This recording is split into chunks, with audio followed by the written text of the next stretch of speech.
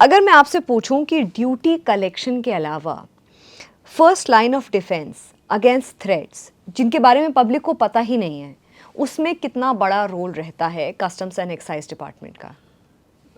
जब हम लोगों ने ये डिपार्टमेंट ज्वाइन किया था तो हमें ये सिखाया गया था कि जो एयरपोर्ट की पोस्टिंग है पर्टिकुलरली, ये वाली पोस्टिंग में हमारा जो ज़्यादा रोल है वो ये रहता है कि हमें जो पैसेंजर्स आ रहे हैं उनको अटेंड करना है, या कोई सोर्स ऑफ रेवेन्यू नहीं है।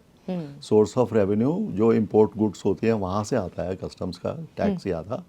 यहाँ पर जो ये टैक्स लगाया जाता है, this is just to discourage the people to bring के उसमें महंगी चीज़ें लेके आए, और जो अफोर्ड कर सकते हैं वो पे कर दें और ले आए। तो it's not a source of revenue. लेकिन अगर मैं आपसे, जैसे मैं पूछ रही हूँ कि फर्स्ट लाइन ऑफ डिफेंस की तरह ये काम करती है अगेंस्ट थ्रेट्स जिनके बारे में लोगों को नहीं पता है, ऐसी चीज़ें जिनको होने से रोकना, चाहे वो अलग अलग तरीके की देश के एंटी चीज़ें हो सकती हैं, उसमें कितना बड़ा रोल रहता है? उसमें इसका रोल काफ़ी रहता है, क्योंकि वहाँ पर बेल्ट पर भी एक्सरे मशीन्स लगी होती हैं, स्क्रीनिंग भी होती है। स्क्रीनिंग के अलावा हॉल के अंदर भी एक्सरे मशीन्स होती हैं, पैसेंजर्स की प्रोफाइलिंग भी होती है। ऐसा नहीं है कि सब पैसेंजर्स को रोका जाता है। मुश्किल से 2 या 3% पैसेंजर्स हैं जिनको इंटरसेप्ट किया जाता है प्रोफाइलिंग के बेसिस पे, कि ये शायद कुछ ऐसा कॉन्ट्राबैंड ला रहे हैं या नहीं ला रहे।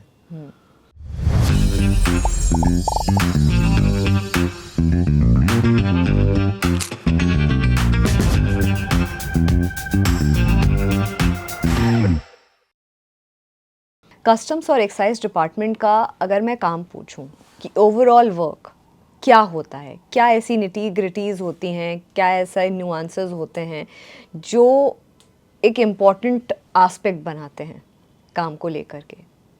कस्टम्स और सेंट्रल एक्साइज एक इनडायरेक्ट टैक्स का पार्ट है। दोनों डायरेक्ट टैक्स इनकम टैक्स हो गया, ये इनडायरेक्ट का पार्ट टैक्स का पार्ट है। आज भी इनडायरेक्ट टैक्स भी बोला जाता है इनको।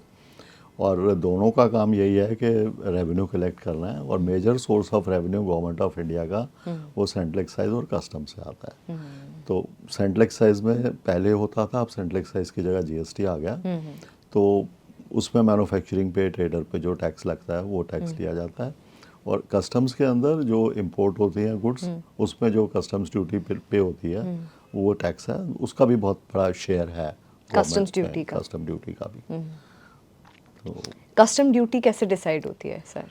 कस्टम ड्यूटी एक टैरिफ बना हुआ है, एक एचएसएन के बेसिस पे, एक ब्रसल्स टैरिफ नोमेनक्लेचर के हिसाब से ऑल ओवर द वर्ल्ड एक पर्टिकुलर आइटम्स को उन्होंने डिफाइन कर दिया। वो उसको एक कोड दे दिया, वो code all over the world same होता है।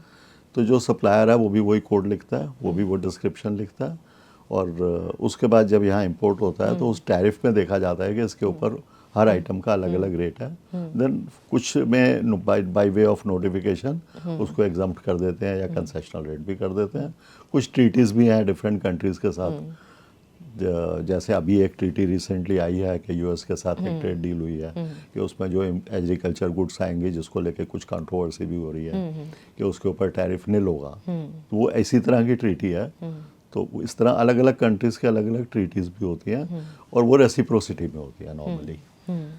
मगर जैसे मैंने सर अभी शो की स्टार्टिंग में पूछा आपसे कि जैसे ही कस्टम ऑफिसर की बात करते हैं या कस्टम डिपार्टमेंट की बात करते हैं, जो पहली इमेज आम आदमी के जो दिमाग में आती है कि वही सूटकेसेस खोल करके या सामान बैग्स खोल करके उनका सर्च करना। आपने बोला ये 2 से 3% जिन लोगों की प्रोफाइलिंग होती है उन्हीं के साथ ऐसा होता है, और बाकी ऐसा नहीं होता है, कस्टम डिपार्टमेंट या इस तरीके से एक्टिव नहीं होता है। वर्क का कितना प्रेशर होता है आप लोगों के ऊपर? वर्क का प्रेशर होता है। वर्क का प्रेशर जब मैं डिपार्टमेंट में था तो मैंने ये रियलाइज़ किया कि बहुत सारे प्रोटोकॉल्स भी अटेंड करने पड़ते थे। बहुत सारे मिनिस्ट्री से या हाई लेवल से टेलीफोन कॉल्स भी आते थे, और वो डायरेक्ट हमें नहीं आते थे, लेकिन जो भी शिफ्ट इंचार्ज होता था उस वक्त एयरपोर्ट पे उनके पास आते थे, वो पास ऑन हो जाते थे। तो वो वर्क प्रेशर रहता था। उसमें ये भी ध्यान रखना पड़ता था कि कुछ कॉन्ट्राबैंड ना निकल जाए उसको अटेंड करते टाइम। प्रोटोकॉल को अटेंड करते टाइम। और protocol is a way of customs आज भी है वो प्रेशर तो हमेशा ही रहता है। तो क्या प्रोटोकॉल होता है कस्टम्स में? प्रोटोकॉल नॉर्मली होता है कि जैसे कोई वीआईपी आ रहा है, कोई टॉप ब्यूरोक्रेट आ रहा है, तो all these messages are passed on and to be very frank I think it is official now. एक रजिस्टर मेंटेन होता है वहाँ पर, उसमें प्रोटोकॉल का जो भी मैसेज आता है उसमें एंटर होता है।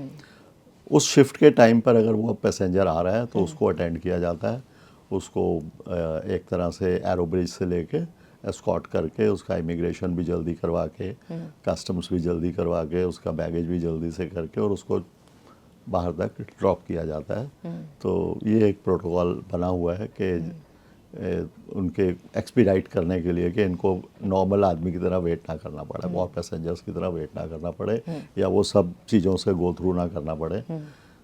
आपने बोला वीआईपी पैसेंजर्स जब आते हैं तो एक प्रोटोकॉल होता है और एक अगर नॉर्मल पैसेंजर कॉमन मैन आता है तो एक अलग होता है। डिफरेंसेस क्या होते हैं? मतलब आप लोग क्या जो वीआईपी पैसेंजर्स होते हैं, ट्रैवलर्स होते हैं, उनके आप अगर ऐसा कुछ आपको इंट्यूशन हो रहा है, क्योंकि ऑफिसर के इंट्यूशन पे भी बहुत चीज़ें डिपेंड होती हैं प्रोफाइलिंग के साथ साथ, तो तब भी क्या बैगेज चेकिंग होते हैं, नहीं होते हैं, क्या ऑर्डर्स होते हैं उस वक्त? और ये जो प्रिविलेजेस होते हैं इनके, ये कॉमन आदमी से कितने अलग होते हैं?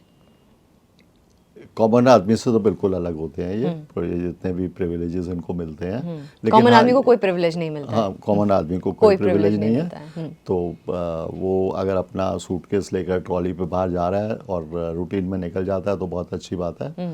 और अभी तो चलो निकल जाता है, लेकिन जिस पीरियड में मैंने जॉब किया है उस पीरियड में तो there was quite a harassment, क्योंकि काफ़ी पैसेंजर्स को रोका जाता था। तो उसके बाद 96 में जब इकोनॉमी ओपन हुई थी तो उस वक्त ये डायरेक्शंस ऑफिशियली आ गई थी कि ग्रीन चैनल को बिल्कुल ओपन कर दिया जाए। ग्रीन चैनल जो ऑप्ट करता है उसमें से कोई भी पैसेंजर अगर निकलता है उसको डाइवर्ट करने की ज़रूरत नहीं है, अनलेस कि आपके पास स्पेसिफिक इन्फॉर्मेशन है कि ये पैसेंजर कुछ कॉन्ट्राबैंड कैरी कर रहा है, अब तभी आप उसका सामान डाइवर्ट करवाएंगे, नहीं तो नहीं करवाएंगे। और जहाँ तक आपने कहा कि प्रिविलेजेस की बात है, मैं एक एग्ज़ाम्पल बता सकता हूँ कि एक डीएमके के एक एमपी किसी को रिसीव करने के लिए आए थे एयरपोर्ट पे। तो ये एक तरह का प्रिविलेज पर्सन वाला या प्रोटोकॉल वाला इशू हो गया। तो एवरीबॉडी वाज लुकिंग कि वो फ्लाइट आएगी और उस पैसेंजर का प्रोटोकॉल अटेंड करना है। But then there was an officer who had the intuition, जो अभी आपने पूछा कि भाई इंट्यूशन कितना काम करती है, तो उसने उसका सब प्रोटोकॉल तो तोड़कर उसने उसका नॉर्मल पैसेंजर की तरह सब अटेंड किया, उसका एक्सरे किया, स्क्रीनिंग की और गोल्ड बिस्किट्स रिकवर हो गए। और उसके बाद उस एमपी को ये डायरेक्शंस दी गई कि you immediately rush away from the airport, क्योंकि अगर आप एयरपोर्ट पर रहेंगे तो आपका भी नाम बीच में इन्वॉल्व हो जाएगा। This is a fact. ये मतलब कि ये जो वीआईपी पैसेंजर्स आते हैं अक्सर उनका बैग स्कैन नहीं होता है? अक्सर नहीं होता, यस। तो मतलब जो बेल्ट वाली स्क्रीनिंग है वो तो होता है, क्योंकि वहाँ उस स्टेज पर नहीं पता होता कि ये बैग किसका है। तो बैग पीछे से जब टारमैक से डाले जाते हैं तो उस वक्त जब डाले जाते हैं तो एक एक्सरे मशीन वहाँ भी लगी होती है। तो उस वक्त तो सभी के पैसेंजर सभी का बैग चेक होता है। पर उसके बाद जो एक बार हॉल में एंटर करके वो बैग पिक कर लेता है, उसके बाद और कोई स्क्रीनिंग उसकी नहीं होती है। मतलब ये बहुत आसानी से इवेशन करके निकला जा सकता है। जी बिल्कुल निकला जा सकता है।